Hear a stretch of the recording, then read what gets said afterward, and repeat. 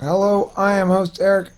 I am here with host Zachary, and we are talking with famous people, and this is take two of a definition of metaphysics topic. It's very nice to see host Zachary again and have him here and bringing into the room a topic that that aligns with some thoughts I've been having recently and topics I want to talk about anyway. It is perfect. So, the topic being the definition of metaphysics and what it means to say something is metaphysical, and whether that is, as I think a lot of people consider it, fundamentally less real than physical stuff. I've long argued that it's not less real, that it's just as real, and that objectivity on that plane can be attained. It just is attained through different mechanisms and within given frames rather than in an apparently frameless, static way that space objects can be known.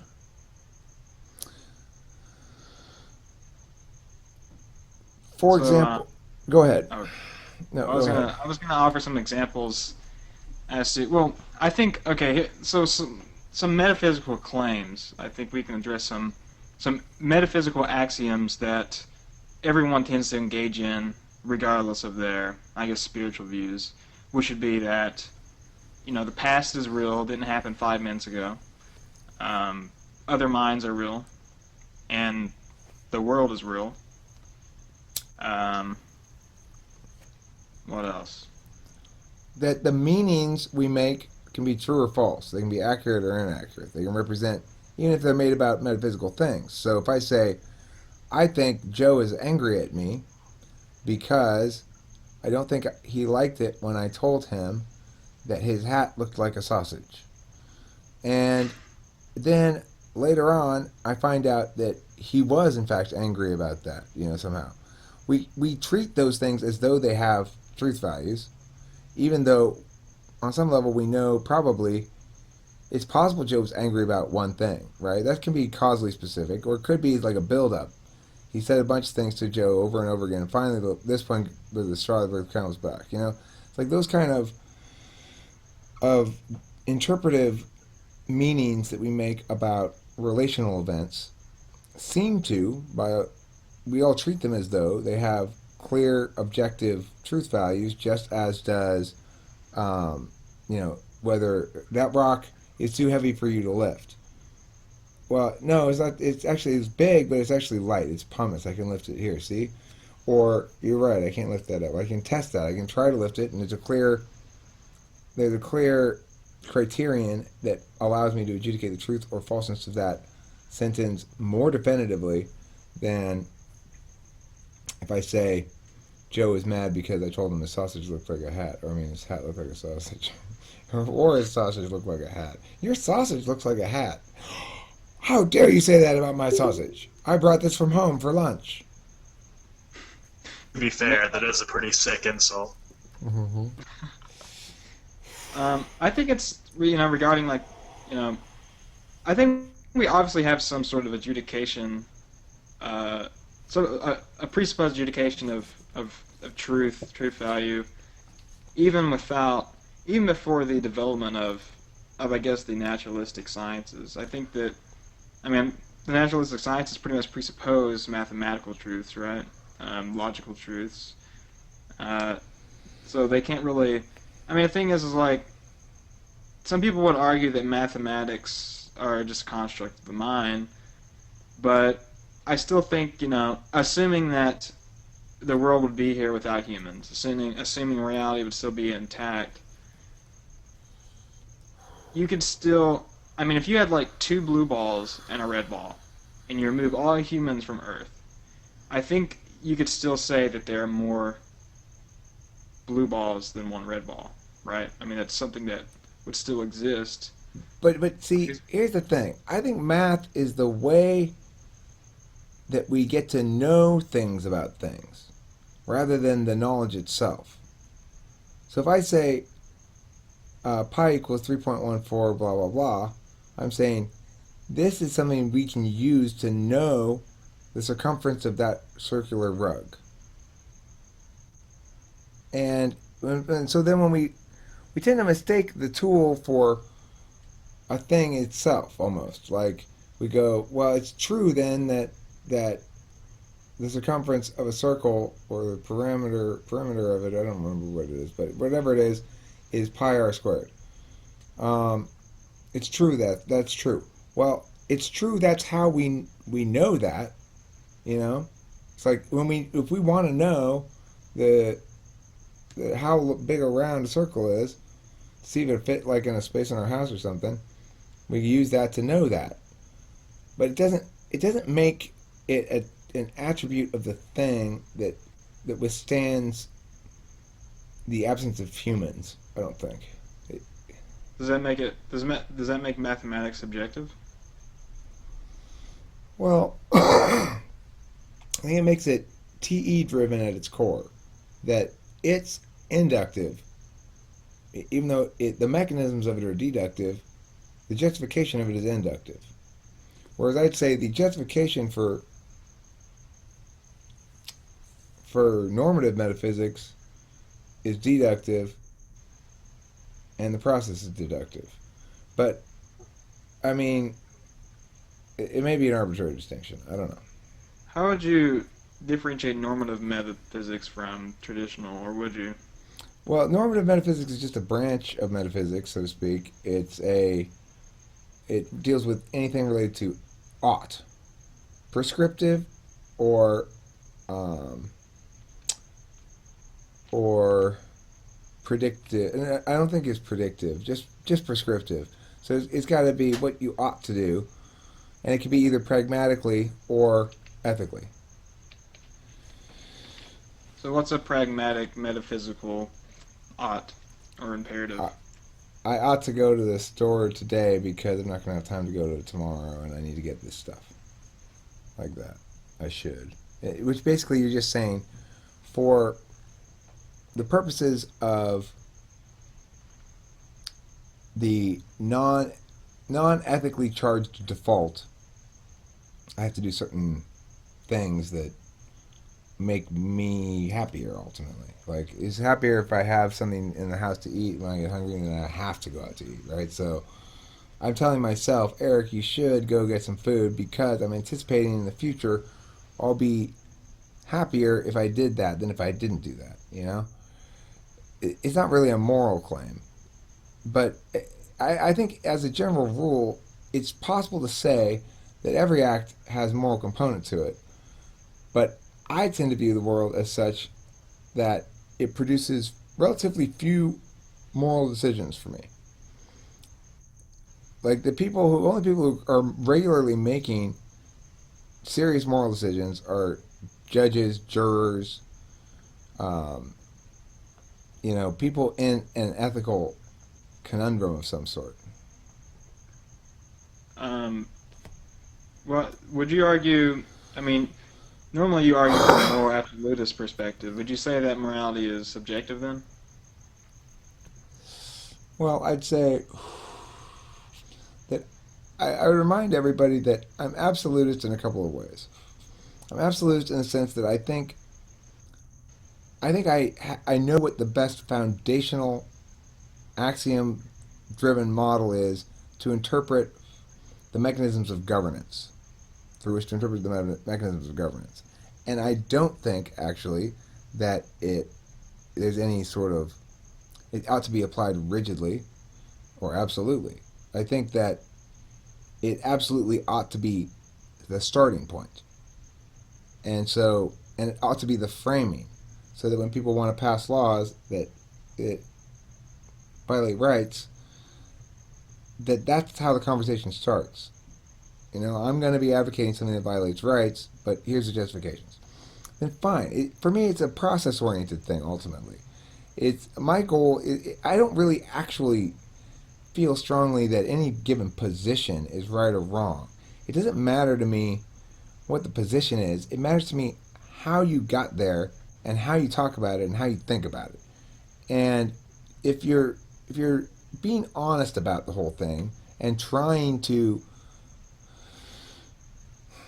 figure out where the right arguments are and where the wrong arguments are and stuff like that without attachment, then even if you and I disagree about some specifics, it doesn't matter, because we'll be able to say, well, the reason we disagree about this and can't resolve the disagreement is we value that we weight this value versus this value differently, and here's why we weight them differently, and here's why it's irreconcilable. But it's a minor quibble because you're arguing from detachment. If in fact the detached argumentation produces some other perspective than the one I started voicing, that's fine. I'll adopt that one instead.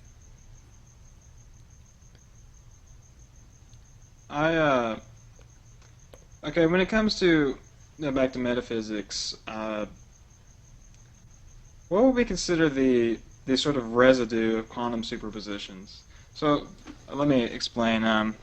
We know that, like, observing is a force, and then when we observe reality, that it collapses from its superposition and then manifests out of like the multiplicity of possibilities of what it could have been, right?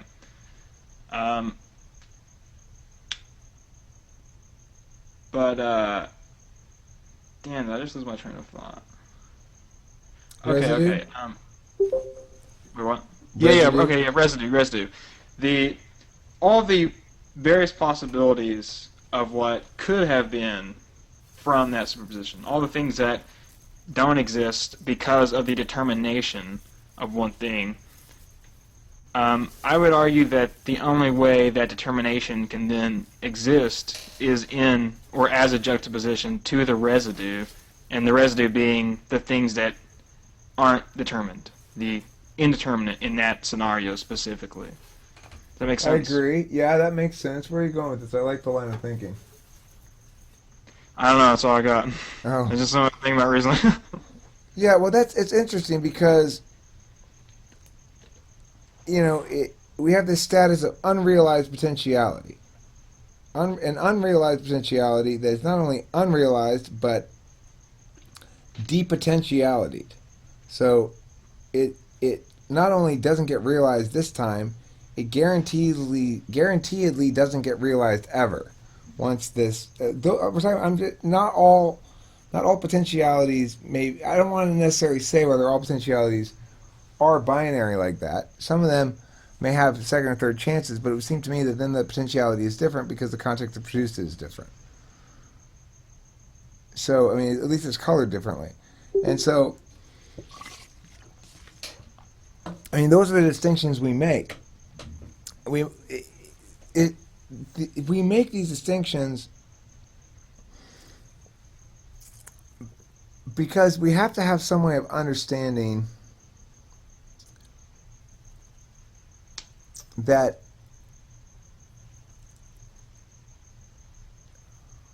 I mean, I guess I put it this way. It would seem to me that being able to observe unrealized potentialities as having once been potentialities, and being able to observe that potentiality has been exhausted and that some resource therefore has been lost in exchange for the resource gained, namely the potentiality embraced and made manifest, that is necessarily a quality of human beings if they're going to have even the illusion of free will.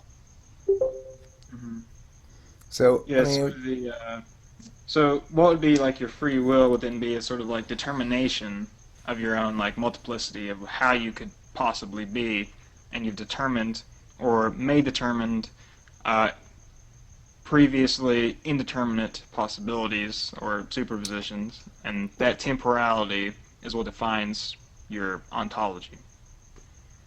yeah, I think so. I mean, I think I'm just saying that if we're going to have actual free will or the illusion of free will, then it's not enough for us to believe we have choices.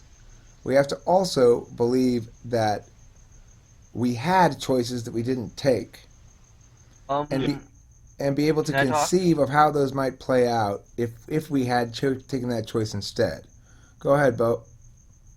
So I wouldn't see free will as something that's absolute, but as a mixture of both our objective deterministic universe into our subjective reality through temporality, as Zachary said before. So it's not really, we can look at it from the point of view of the absolute of the word free will, and the concept of free will as if it's absolute in itself. But I'm not But we looking should at break through it that. down into pieces. But you're not responding to what I said. What I No, I'm said just saying that was we should break it down to pieces. That the free will shouldn't just be a concept that exists within temporality that should be deconstructed. okay, but that's what I'm doing here. Is I'm saying the fact that the one thing we can probably acknowledge is that at least in our existent manifestation of free will, it's necessary that we both be able to see choices in front of us and believe that we might choose one or might choose the other, and that thing is not determined yet, and therefore It's a that necessity for for political theory. for I'm not talking about politics though. I'm talking about choosing like this kind of mustard or that kind of mustard. That's what Okay. politics is. Politics is all just a matter of choices. Okay. Well, Bo, that's not a useful delineation of the term, then, is it? Because then, if I I mean, go you can to say that if that's I'm what humming and politics hawing does. over if I'm humming and hawing over a given cup of what to buy at a store, then I'm engaged in political action. But if you want to deem that political action, then you need a new word for actual political action. Are rights metaphysical? Are they time objects? I mean, just because you're in an agency doesn't mean it's not political. Everything's political. Anything that chooses between Non-responsive. Non-responsive to what I said. It's completely responsive. Really? Because what I said was, Yeah. if you want to define everything as political, you can, but then you need a new word for actual political action. Did you respond to that? But just because it's legitimate doesn't mean it's just because you legitimize it. Did you doesn't mean it's respond not to it? political. Did you respond to it? But what is legitimate political action then? That's still not responding to my question, so I'm not going to address anything further you say Yeah, since you don't you choose don't to have an respond to my answer to it. question. I asked Yes, I the can question. consult the Google to see what the common definition of political is. It doesn't matter what the common definition is. I get that Bo wants to expand the meaning of the word, and that's fine, but I'm pointing out the problem he has is he likes to expand the meaning of words until they're meaningless. He does it all the fucking Whatever. time. Okay. Well, You can totally say do. anything meaningless. What could be more I like- meaningless I than like everything is political. political? What could be more meaningless I than the like sentence everything is political? Stop disturbing the meaninglessness of my universe. Okay, fine. But go back to the question. Would you say that individual rights are like time objects or metaphysical?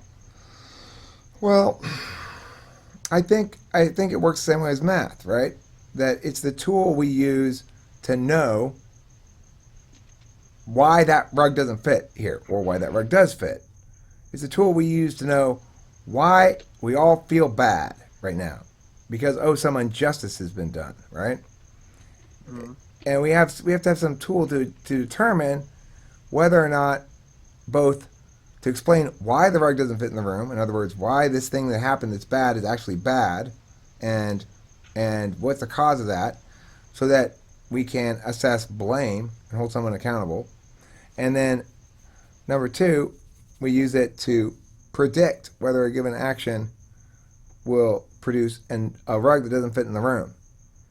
Like we go, okay, well, yeah, but if we use the formula we see here, that by stabbing him in the face, you're actually violating his rights. So let's try a different approach because that's not going to fit in the room. I think it's like that. Would you say that negative rights are the equivalent to treating people as ends as opposed to means, like Kant's like affirmation of that? Well, no, because the negative rights framework says you forfeit your rights if you commit a crime. And deontology doesn't really allow for that, right? It says I think Kant would argue that punishing a criminal for deterrence reasons is unacceptable morally.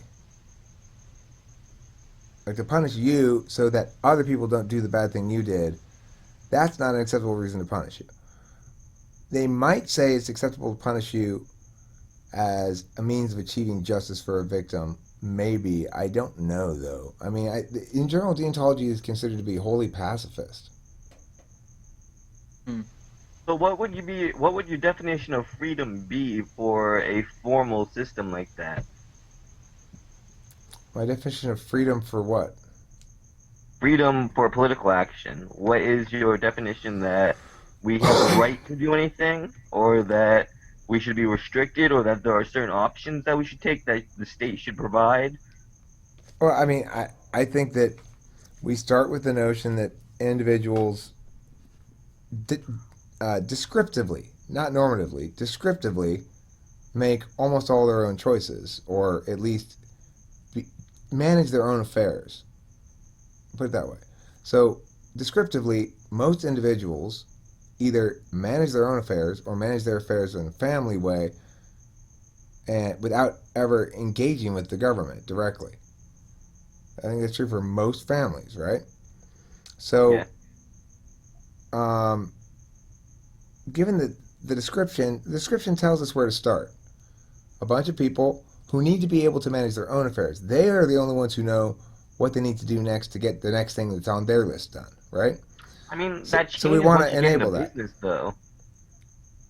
Once Hey, you what? grow up, and the state becomes a lot more restrictive around your lifestyle, because Yeah, it does. It's true. Government is much more intrusive to business owners, yeah, um, as a general rule, because of the taxing and it's just because of the financial dealings, right? Like there's rules if they get and checked. regulation. Yeah, there's all sorts of regulations regarding banks and how the bank deals with me. And if you deposit a check of a certain size, they hold it for 2 weeks. I've started telling people to write me checks instead of writing me like a $6,000 check, write me two $3,000 checks because the bank wants to hold any check over $5,000 um, for like 2 weeks. And why? I, I don't know. It doesn't take that long to clear because Um, they're trying to stop money laundering. Well, how about they stop freaking holding my money? you usually start the argument that a government, and I think most people would agree that a government needs a limiting principle, right? That there needs to be limiting principles that limit the government to certain behaviors, right? Do you think that individuals should have limiting principles? Is that what you would identify as like law? Well, I would say that I, the government needs a limiting principle because its number one duty is to be non-arbitrary. So it's like when we know from history that when government was wholly oppressive, that tends to correlate with the ability of individuals to make arbitrary decisions with the force of law behind them that don't have the legitimacy of law behind them. Legitimacy of law means, number one, there's a few rules about law, right? That it should be public. You should be able to see it. Everybody should be able to see it and read it and make sense of it. The law should be sensible enough or simple enough that any citizen can read and understand them and be able to understand how to follow them. Okay, so that's number one rule. Number two rule is for it to be a law instead of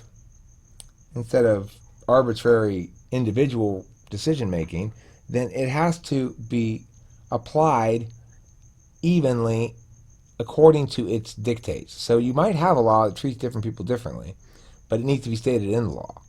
And if you're in that class of people that's treated differently, then you need to be treated the same as the other people in that class. Okay? So, in other words, to the extent the law doesn't apply equally to everybody, it needs to state that. And to the extent that it does apply equally to any given group, then it has to be applied equally to any given group. So, yeah. Do you think a caste system could be justified in the right context? I'm not No, saying it's justified. I'm saying that that's the minimum for law. Law may be technically defined as law while supporting bad shit. It doesn't mean it's good law because it meets those standards. It just means it's the minimum it has to meet to be called law instead of just arbitrary asshole pushing everybody around, right? Yeah, I think law is just the way we universalize and standardize our morals so that we can essentially operate with kid gloves so that other people can receive our moral dictates universally. Yeah, I mean, I agree that law is codified morality, but it's also codified practicality. So if you think about it, about getting traffic tickets, right? that's not about morality. That's about, it's about fairness for the use of the roads, perhaps, but mostly it's about the need for the infrastructure to serve everybody and to serve it in a certain way. And so then government says, well, as a consequence, if people are doing things that are too high risk or I disrupt the would flow of traffic, then we're going to ticket them. But it doesn't end up playing out like I that, would right? I would agree that the act itself of giving someone a ticket isn't moral, but there becomes a moral behavior you have to interact with the entire government. Right. So Yeah, that it is doesn't play out like that. Correct. Yeah. yeah. There's Oh, no okay. doubt. Go ahead, Jack. Before you said that utilitarianism can be justifiable for impact calculus, right? But isn't that still sort of ambiguous, or would you say it's not? Well, I mean, the thing is that the issues at hand when we're dealing with governance are binary in one end of it, and there's sliding scale on another end of it, and there's a clear distinction between the two. So the issue of whether or not a rights violation occurs is binary. The issue of how significant or how much impact that rights violation has is sliding scale. So that's subjective or open to interpretation. The issue of whether or not guilt of breaking a law is occurred is binary. You're either guilty or not guilty. But as far as the punishment, well, that's going to be a sliding scale, and it's going to be dependent on the circumstances. So it parses out nicely into these different areas. The problem is the courts keep blurring all these lines, all these basic legal principles that ought to be applied. Things like, um, that there's elements of a crime. There's there's opportunity, motive, intent. Uh, intent, opportunity, and motive, and something else I forget. But the point is that only makes sense if you're talking about actual crimes, right? It's like, well, did he have opportunity to smoke marijuana? Yes. Did he have the intent to smoke marijuana? Yes. Did he, uh, was he present? Whatever, fine. But the thing is, a criminal act is supposed to be a distinct act, not like a habit of consumption. It's not. That's not a crime, so that's why it doesn't This work. is Go ahead, Bo. Go this is ahead. what I was this is what I was saying before, that law itself is a universalization of crime. No, it's not a It's universalization of that you're anything. breaking people's rights, you're justifying a rights violation through adjudication. Some laws are that, correct. Some laws are, in fact, they are a standard that it needs to be met before an individual is deemed to have forfeit their rights due to criminal activity. Some laws are like that. Other laws are mandates, like, for example, Obamacare, that requires individuals to do something or suffer some sort of consequence. That's even Still, more intrusive. still other laws are laws of, for example, designation, making a national park, or designating a historic monument, something like that. Still, other laws are laws of regulation which change the wording of existing laws, maybe lightening the regulation or toughening the regulation, something like that. So, I But mean, the thing is, Eric, yeah, Eric, yeah, taxation is theft. uh, uh, Bo, that's not relevant to what I just said. That's completely irrelevant, What right? about I've seen like some schools of thought that are similar to libertarianism that advocate for like behaviors to what would normally be like restrictive.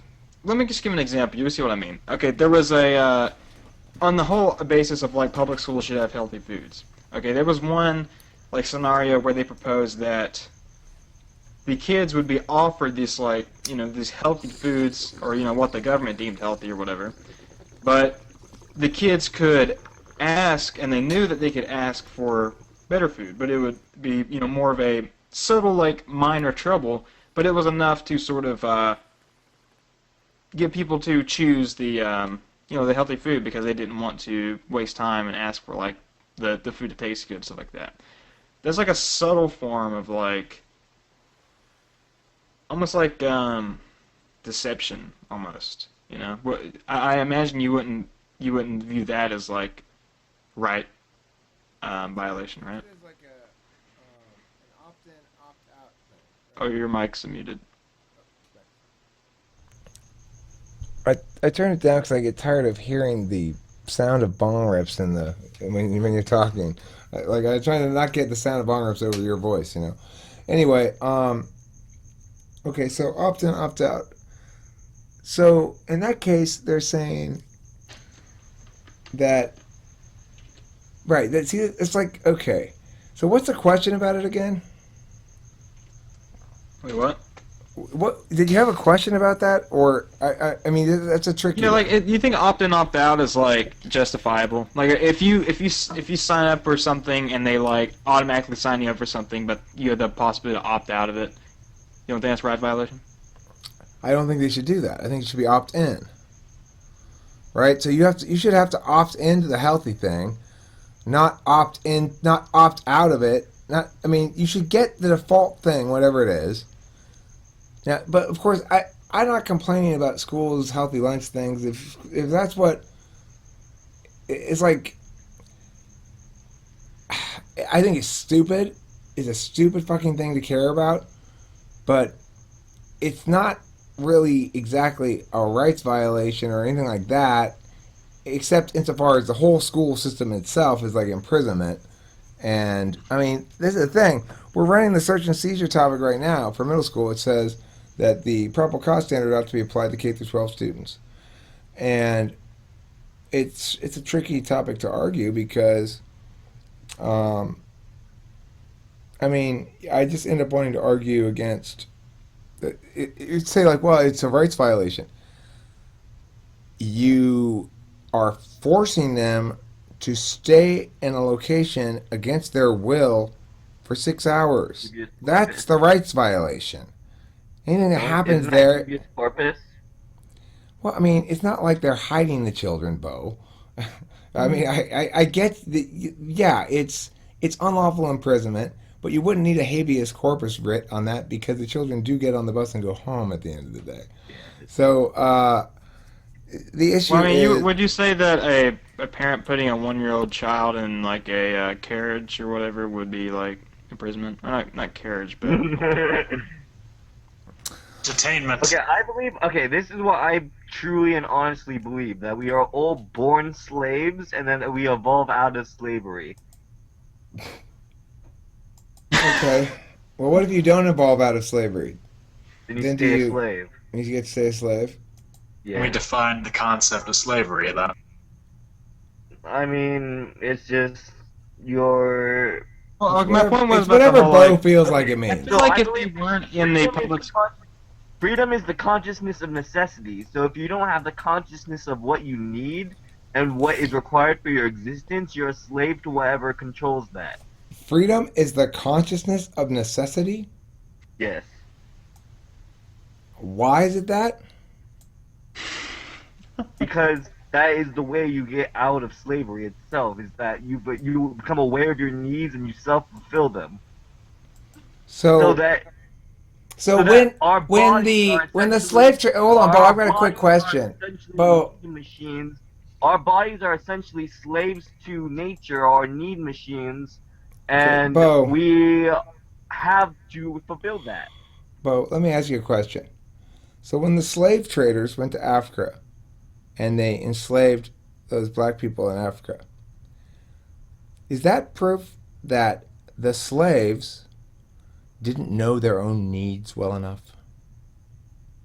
No, that's not what I'm saying. I'm not saying you can be still a Hey, slave. while- there's that guy over there. He's not self-aware, I can tell. Let's enslave him. No, but if he's not aware of his own freedom, then he can't even fight for it to begin with. Okay, but he is aware of his own freedom until he gets enslaved. But then what you mean? Does he suddenly lose all awareness of the capacity of freedom because he's been enslaved? But then he's not truly a slave. he's still a free man. But what? Well, That's he's being interesting, denied Bo. rights. So when he's being whipped and forced to work in the cotton fields, Okay, I'll let him know that Bo has indicated, hey, don't worry, you're a free man. You can't go anywhere, and we're gonna whip you some more, but you're free because you know what freedom means, and that's the important thing. Discipline and punishment comes into breaking the will. Unless you break the will, there's freedom. I may be in chains, but I'll always be free in spirit. Exactly. Oh, Bo, you and your crazy words. You say all this nonsense that doesn't mean anything. Like these are like critical theory things, right? Like, no, well, we, the mystical we will realize and revolt. There'll be revolution against the oppression, a naturally occurring revolution against oppression when we No, I want to be achieve the this sort of oppressor. I'm not the oppressed here. I'm the liberal oppressor. kind of, I don't know, touchy-feely shit or You something. have this paradigm mixed up here. Oh, okay. Well, what was the thing that we were talking about before? Arguments for the metaphysical, arguments for like the spiritual. Okay, but more specifically, we were talking about the residue. Yeah. I wanted to get back to that. So the residue of quantum superposition collapse. I like that idea as it certainly is something we look to when we judge potential issues. Like you'll hear in court somebody go, he could have done this, he could have done that, he could, like you're trying to prosecute a cop for shooting somebody. They run through the potentialities, and then it's a purely metaphysical exchange at this point. There's not even, it doesn't matter. The physical evidence is indisputable. The cop shot the guy dead, right?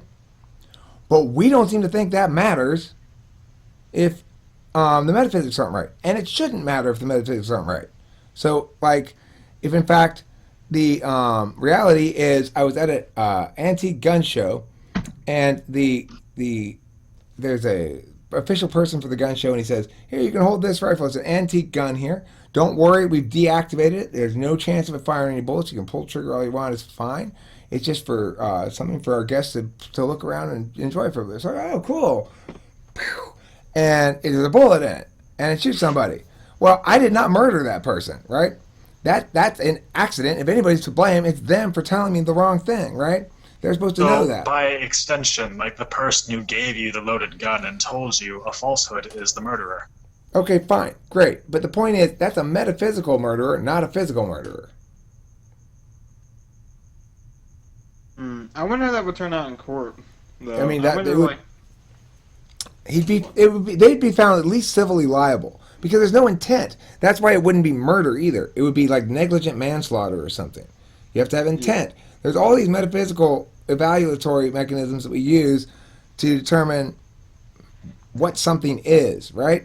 But the most appalling instance of it of all is with the cops, because like I read in an article the other day, this cop's lawyer who's being on trial right now for shooting some guy, he says, cops' lives matter too. A cop is not guilty of a crime if he can articulate a good reason for shooting.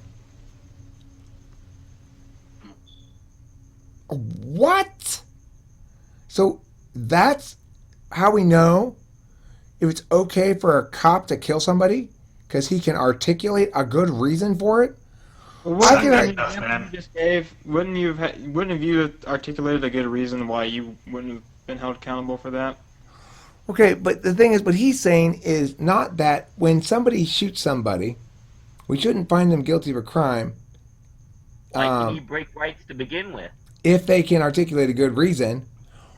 We're saying if it's a cop. So, first of all, this is special status for cops, right? Why can't it? You and I can't go, well, I'm afraid of my life because you're a cop and you have a gun on you so I can shoot you in the face. We don't get to say that. But a cop, if you have a gun on you and a cop shoots you in the face, they get to say that. Well, I was afraid for my life. He had a gun. And they're almost 100% going to get away with it. So that's why we know that that's a faulty metaphysical claim, because it fails the reciprocal burdens test. And other metaphysical claims, though, aren't. Like, that... I think it just rests on something else, like authority. No. Like, it what brings, gives you the right to break anyone's right, even if they do break someone else's right? What gives you right to break that right? you don't have a right to break their right. They forfeited their right. They don't have it anymore. They forfeited it by violating somebody else's right. By what right, though? By no right, they forfeited it. Do you get that? You don't have a What right. do you You have can't to have. impose Hey, that? listen, What right do you listen, have to Bo. impose that? Listen, Bo. You can't have the right to use violence against somebody else, What even right do you have to responsive impose violence. that? What right do you have to impose that? To impose what? That I can't use violence. To take away my right to use violence. What right do you have Bo, to take away it's not my right to impose that. It's my description of an actual reality versus your fully fantastical imagination that has nothing to do with reality whatsoever. That's the difference. You see, what you're talking about is a bunch of fucking like, well, what if this? Well, what if that? Well, what if this? I'm telling you what if. I'm telling you, the answer is no, you can't have the right to commit violence, even responsive violence. In that instance, the other individual has forfeit their rights, so you don't need a right to do it. You have the duty to do it as part of your job if you're a cop. And it's a job duty. It's not like an ethical duty. Okay? So that's how that works. Now, as far as why is it the case that I get to impose this or something, I'm not imposing it, I'm describing it. So it just exists within nature? What? What just exists within nature? The natural rights framework? It is a tool like math, just as we use math to understand how the physical world works the way it does and not some other way. Why that round carpet won't fit in this little room is because the circumference is too big. Oh, I should have used pi r squared instead of pi r cubed. That was dumb of me. And the same thing is true in the metaphysical world. How do we know? And you're saying, well, how do you know? I mean, well, because it works. That's why. Same way fucking pi works. It's like there's no other way. There's no way to evaluate things without referencing rights. Or if we didn't reference them, we'd have to come up with a new word that means the same thing. My internet dropped. Yeah, I know. You missed some of your schoolage. Oh, okay. I think Bo is a good and honest man. I agree. Yeah. He's got an ENTP smile, that's for sure. There's no fucking way you're not I'm an increasingly INTP, convinced Bo. that Bo's an ENTP. You are convinced, you said, Zach? I'm getting increasingly convinced. Increasingly. Yeah. Okay, well, let's end this video and let's start another one. It was an interesting topic, interesting conversation. I feel like we just sort of touched the tip of the iceberg, but better that than You can keep going. crashing into it. But I want the video links to be shorter than this. Thanks for watching.